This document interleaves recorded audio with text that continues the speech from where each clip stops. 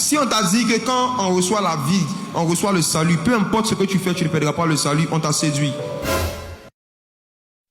Les gens vous font croire que Dieu ne chasse pas les gens du paradis. Demandez aux anges. On perd le salut. Même les anges qui étaient là-bas, il y a un style de vie, il y a des comportements qu'ils devaient avoir pour rester au paradis. Demandez à Adam et Ève si on ne peut pas te chasser du jardin d'Éden.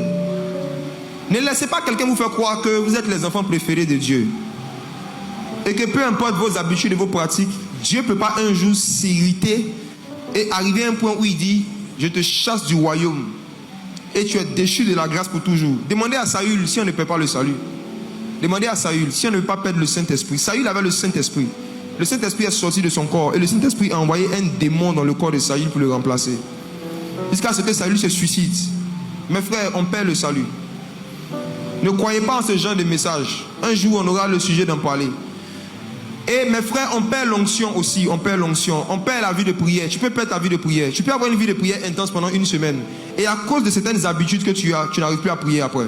Tu peux avoir une vie de méditation constante pendant une semaine. Et à cause de certaines habitudes, certaines pratiques que tu as, tu perds la vie de méditation. Tu peux avoir un don spirituel et le perdre.